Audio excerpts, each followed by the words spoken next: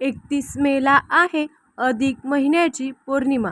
अधिक पौर्णिमेला तब्बल 3 वर्षांनी ही संधी मिळते, ज्यावेळी श्रद्धेने केलेले छोटे उपाय सुद्धा धनलक्ष्मीची कृपा मिळवून देते, अशी मान्यता आहे. पण ह्या दिवशी नेमकं काय करावं, कोणते उपाय शुभ मानले जातात आणि कोणत्या चुका टाळणं खूप महत्त्वाचं असतं, चला जाणून घेऊया. अनेक लोक पौर्णिमेच्या रात्री तुळशीपुढे दिवा लावतात, चंद्राला अर्घ्य देतात आणि लक्ष्मीनारायणाचं नामस्मरण करतात. कारण अधिक मास हा भगवान श्रीहरी विष्णूंना समर्पित असल्यामुळे ह्या काळात केलेली पूजा, जप आणि दीपदान अधिक फलदायी मानले जाते. मग आजच्या ह्या व्हिडिओमध्ये आपण जाणून घेणार आहोत लक्ष्मी प्राप्तीसाठी कोणते 5 उपाय करावेत आणि घरात सुख समृद्धी टिकवण्यासाठी कोणत्या गोष्टी ह्या दिवशी आवर्जून कराव्यात आणि कोणत्या गोष्टी आवर्जून टाळाव्यात. चला तर मग व्हिडिओला सुरुवात करूया. हे उपाय अधिक पौर्णिमेचे संपूर्ण धार्मिक महत्त्व आणि या दिवशी करायच्या खास गोष्टी. अधिक पौर्णिमाच्या दिवशी भगवान श्रीहरी विष्णू आणि माता लक्ष्मीची पूजा करणं हे अत्यंत शुभ मानलं जातं.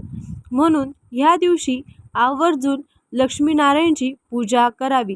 पण ती पूजा कशी करावी, तर अधिक मास हा पुरुषोत्तम मास असल्यामुळे ह्या काळात केलेली लक्ष्मीनारायणची पूजा हे विशेष फलदायी आहे.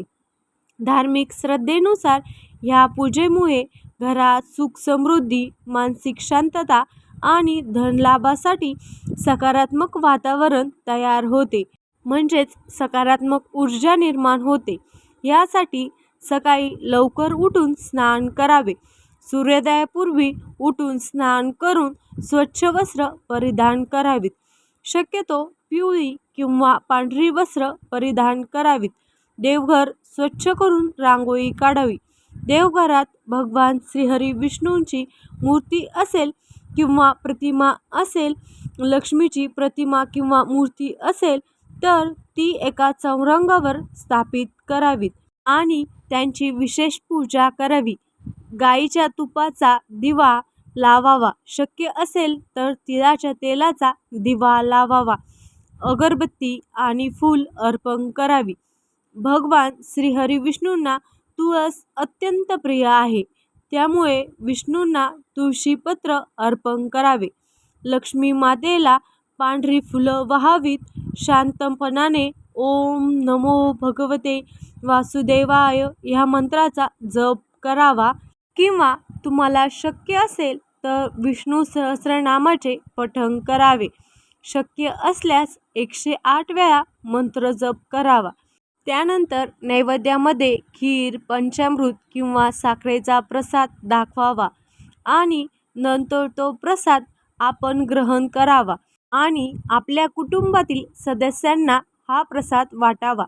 धार्मिक मान्यतेनुसार या पूजेमुळे आर्थिक अडचणी कमी होण्यास मदत होते, सुख समृद्धी वाढते आणि घरात सकारात्मक वातावरण निर्माण होते. विष्णू आणि देवी लक्ष्मीची कृपा प्राप्त होण्यास मदत मिळते आणि ती अधिक पटीने फलदायी मानली गेली आहे. पूजेनंतर संध्याकाळी सुद्धा तुळशीपुढे दीपदान करावं. शक्य असल्यास गरजू व्यक्तींना अन्नदान करावं. पूजा करताना राग, वादविवाद आणि नकारात्मक बोलणं टाळावं. आता पौर्णिमा म्हटलं तर लक्ष्मीपूजनही आलं. देवी लक्ष्मीला प्रसन्न करण्यासाठी ह्या दिवशी विशेष मंत्राचा जप करावा.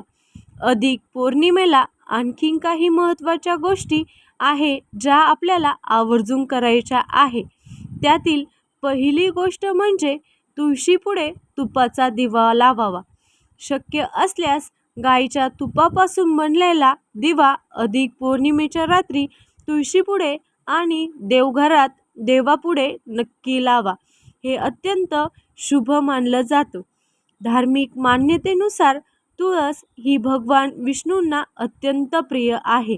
दीप म्हणजे सकारात्मक ऊर्जेचं प्रतीक आहे. मग तुळशीसमोर दिवा कसा लावावा, तर संध्याकाळी स्वच्छ हातपाय धुवून स्वच्छ कपडे परिधान करून तुळशीसमोर शुद्ध गाईच्या तुपाचा दिवा लावावा. तुळशीसमोर रांगोळी काढावी आणि ओम श्री महालक्ष्मी नमः या मंत्राचा जप करावा. ह्यामुळे लक्ष्मी कृपा वाढते अशी श्रद्धा आहे. त्याचबरोबर पौर्णिमेच्या दिवशी चंद्र पूर्ण तेजात असतो. चंद्र मनाचा कारक मानला जातो. त्यामुळे चंद्राला ह्या दिवशी अर्घ्य द्यावे.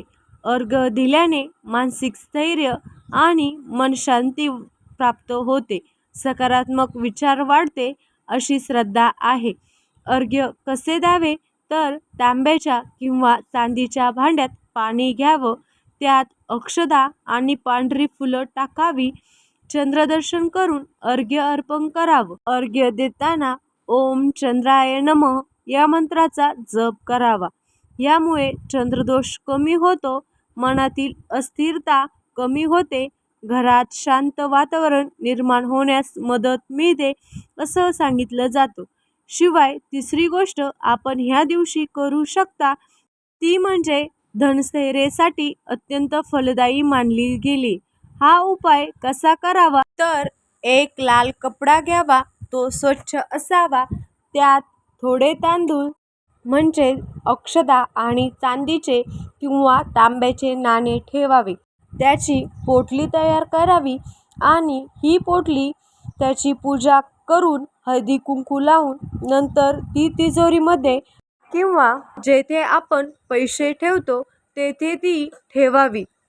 हे सर्व करताना लक्ष्मी मातेच्या मंत्राचा जप करावा. हा उपाय पैसा टिकून राहण्यासाठी अत्यंत शुभ मानला जातो. यामुळे अनावश्यक खर्चसुद्धा कमी होण्यास मदत मिळते.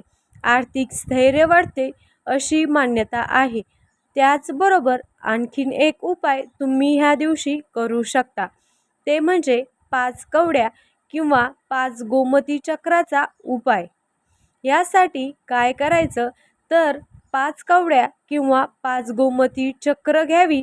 त्याला हळद कुंकू आणि फुलं अर्पण करावी.